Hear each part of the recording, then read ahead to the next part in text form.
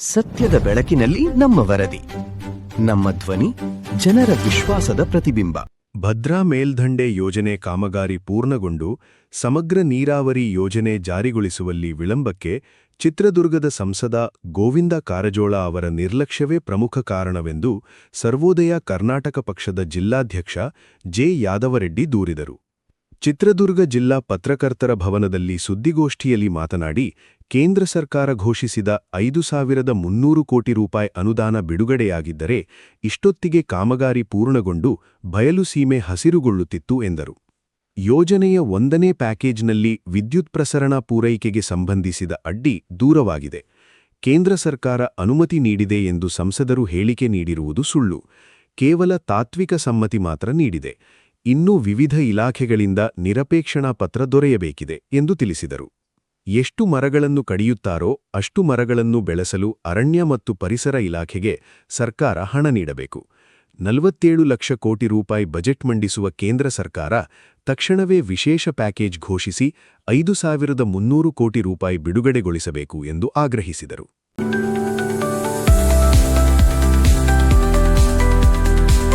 ಸಂಸದರು ಸುಳ್ಳು ಹೇಳುವುದನ್ನು ಬಿಟ್ಟು ಭದ್ರಾ ಮೇಲ್ದಂಡೆ ಯೋಜನೆ ಕಾಮಗಾರಿಯನ್ನು ಪೂರ್ಣಗೊಳಿಸಿ ಜಿಲ್ಲೆಗೆ ನೀರು ಹರಿಸುವ ಜವಾಬ್ದಾರಿ ಹೊರಬೇಕೆಂದು ಒತ್ತಾಯಿಸಿದರು. ಎಂಪಿ ಕಚೇರಿ ಬಳಿ ಪ್ರತಿಭಟನೆ ನಡೆಸಿದ ವೇಳೆ ಒಂದೇ ವರ್ಷದಲ್ಲಿ 5,300 ಕೋಟಿ ರೂಪಾಯಿ ಅನುದಾನ ಬಿಡುಗಡೆ ಮಾಡಿಸಲಾಗುವುದು, ಇಲ್ಲದಿದ್ದರೆ ನಿಮ್ಮೊಂದಿಗೆ ಪ್ರತಿಭಟನೆ ನಡೆಸಲಾಗುವುದು ಎಂದು ಕಾರಜೋಳ ಕೊಟ್ಟಿದ್ದ ಮಾತು ಮರೆತಿದ್ದಾರೆ.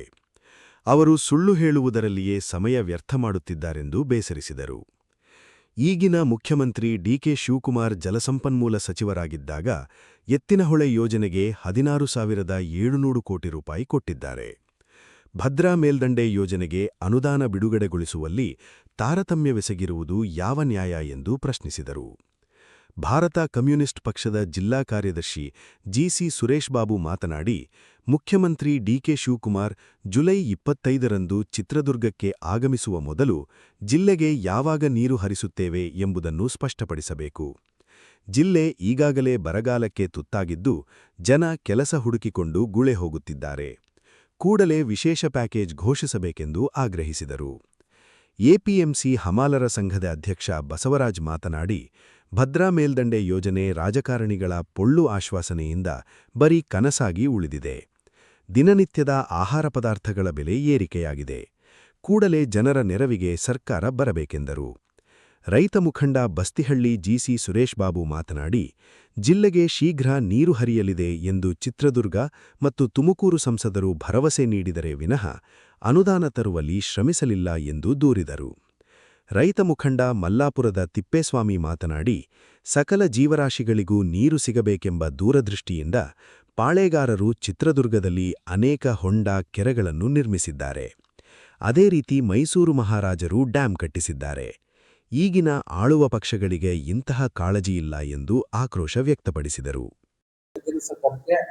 ಕನಿಷ್ಠ ಪಕ್ಷ ಒಂದು ತೀವ್ರ ಬರಗಾಲ ಎದುರಿಸತಕ್ಕಂಥ ಕರ್ನಾಟಕ ರಾಜ್ಯಕ್ಕೆ 5,300 ಕೋಟಿ ಕೊಡೋದಕ್ಕೆ ಯಾವುದೇ ರೀತಿಯ ತಾಂತ್ರಿಕ ಅಡ್ಡಿಗಳಿಲ್ಲ, ಆಡಳಿತಾತ್ಮಕ ಅಡ್ಡಿಯೂ ಇಲ್ಲ. ಬಂದಿರತಕ್ಕಂಥದ್ದು ಏನಂದ್ರೆ ನಮ್ಮ ಸಂಸದರ ದಿವ್ಯ ನಿರ್ಲಕ್ಷ್ಯ.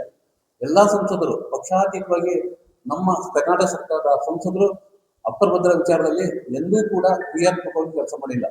ಇದುವರೆಗೂ ಕೂಡ ಸ್ವತಂತ್ರ ಬಂದಾಗಲಿಂದ 1969 ಇಸ್ವಿಯ ಕನಸಿದ್ದು ಸಾಕಾರಗೊಳ್ಳಬೇಕಾದ್ರೆ ಬಹಳ ದಿನ ಹಿಂದೆ ಮುಗಿದೋಗಿದ್ದಾರೆ. ಕೋದಂಡರಾಮಯ್ಯ ಬಿಟ್ರೆ ಸೆಷನ್ನಲ್ಲಿ ಮಾತಾಡಿರೋದು ಎಲ್ಲಿ ಪಾರ್ಲಿಮೆಂಟ್ ನಲ್ಲಿ, ಇನ್ನೆಲ್ಲೂ ಕೂಡ ಸಂಸದರು ನಮ್ಮ ಬಗ್ಗೆ ಬಾಳ್ ಬಿಚ್ಚಿಲ್ಲ.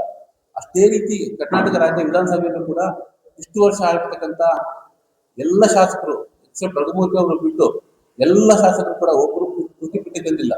ಹಾಗಾಗಿ ಒಂದು ರಾಜಕೀಯ ಸಂಕಲ್ಪ ಇಲ್ಲಿರ್ತಕ್ಕಂಥ ನಾಯಕರುಗಳು, ವಿಶೇಷವಾಗಿ ರಾಜಕಾರಣಿಗಳು ಈ ಒಂದು ನಮ್ಮ ಈ ಅಪ್ಪರ್ ಭದ್ರಾಗೆ ಸಂಬಂಧಪಟ್ಟಿರ್ತಕ್ಕಂಥ ವೇಗ ಕಡಿಮೆ ಕಾರಣ ಆಗಿದ್ದಾರೆ. ಇದು ಯಾವತ್ತೋ ಮುಗಿದು ಹೋಗ್ತಾ ಇತ್ತು, ಮುಗಿದು ನೀರು ಹರಿಬೇಕಾಗಿತ್ತು, ಅರ್ದು ಬರವನ್ನ ಸ್ವಲ್ಪ ನಿಲ್ಲಿಸ್ಬೋದಾಗಿತ್ತು. ನೀವು ನೋಡ್ರಿ, ಇಡೀ ಕರ್ನಾಟಕ ರಾಜ್ಯದಲ್ಲಿ ಫಸ್ಟ್ ಬರಗಾಲಕ್ಕೆ ಈಡಾಗುತ್ತೆ ನಮ್ಮ ಜಿಲ್ಲೆ. ಯಾಕೆಂದ್ರೆ ಇದು ಬರಗಾಲ ಅಣಪಟ್ಟಿ ಅಷ್ಟೇ ಇದೆ, ಸತ್ಯನೂ ಕೂಡ ಹೌದು. ನೀವು ಸರಾಸರಿ ಮಳೆ ನೋಡಿದ್ರೆ 50% ಮಳೆ ಆಗಿದೆ. ಕನಿಷ್ಠ ಪಕ್ಷ 88% ಮಿಲಿಮೀಟರ್ ಮಳೆ ಆಗಬೇಕಾಗಿತ್ತು, ಈಗ ಅದ್ರ ಅರ್ಥ ಕೂಡ ಆಗಿಲ್ಲ. ಮತ್ತೆ ಬರೀ 30% ಬಿತ್ತನೆ ಆಗಿದೆ. ಅದು ಕೂಡ ಇವತ್ತು ಮೇಲೆ ಕೇಳ್ತಾ ಇಲ್ಲ, ಯಾಕಂದ್ರೆ ನೀರಿಲ್ಲ, ಸರಿ ಮಳೆ ಇಲ್ಲ. ಇಡೀ ಚಿತ್ರದುರ್ಗ ಜಿಲ್ಲೆ ಯಾವುದೇ ತಾಲೂಕುಗಳು ಕೂಡ ರೈತರು ಕಣ್ಣೀರು ಕೈ ತೊಳಿತಿದ್ದಾರೆ.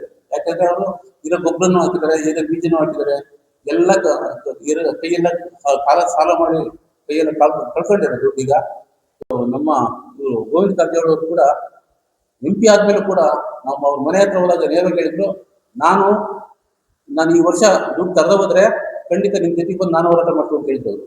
ಆ ರೀತಿ ಬಾಯಿಗೆ ತಪ್ಪಿರ್ತಕ್ಕಂಥ ಸಂಸದರು ಅವರು ನನ್ನ ಹತ್ರ ಯಾವ್ದು ರೆಕಾರ್ಡ್ ಮಾಡ್ಕೊಂಡು ಇದಿಲ್ಲ, ನಮಗೆ ಗೊತ್ತಿಲ್ಲ ಅವಾಗ ರೆಕಾರ್ಡ್ ಮಾಡ್ಕೊಂಡು.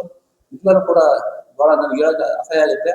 ಒಬ್ಬ ಸಂಸದರು ಈ ರೀತಿ ಪಬ್ಲಿಕ್ ಆಗಿ ಸಾವಿರಾರು ಜನರ ಎದುರುಗಡೆ ಹೇಳಿ ಇವತ್ತು ನಮ್ಗೇನು ಆಗಿಲ್ಲ ಅನ್ನೋ ರೀತಿಯಲ್ಲಿ ನಮ್ಗೆಲ್ಲ ನಾನು ನಡೀತಾ ಇದೆ, ಕೊಡ್ತೀವಿ ಅಂತಲೇ ಹೇಳ್ತಾ ಬರ್ತಿದ್ದಾರೆ. ಹಾಗಾಗಿ ಗೋವಿಂದ ಕಾರಜೋಳ ಅಂತ ಹಿಡಿದು ಕರ್ನಾಟಕ ರಾಜ್ಯದ ಎಲ್ಲ ಸಂಸತ್ ಸದಸ್ಯರು ಕೂಡ ಈ ವಿಚಾರದಲ್ಲಿ ಹೊಣೆಗಾರರು. ಅವರು ಮತ ಹಾಕಿಸ್ಕೊಂಡಿದ್ದಾರು ಕೂಡ ಆ ಹೊಣೆಯನ್ನು ಹೊತ್ತು ಸಂಸತ್ ನಮ್ಮ ಜನಕ್ಕೆ ನ್ಯಾಯ ಒದಗಿಸಬೇಕು. ಅಪರ್ಬದರಿಗೆ ಸಂಪೂರ್ಣ ಪ್ರಮಾಣದಲ್ಲಿ ಒದಗಿಸಿ ಕನಿಷ್ಠ ಬರಗಾಲ ಪೀಡಿತ ಜಿಲ್ಲೆ ಅಂತ ಹಣಪಟ್ಟಿಯಿಂದ ಹೊರಗೆ ಬರಬೇಕು ನಾವು. ಆ ಮೂಲಕವಾಗಿ ಸ್ವಲ್ಪ ಸಹಾಯ ಮಾಡಲಿ ಅಂತ ಹೇಳ್ತಾ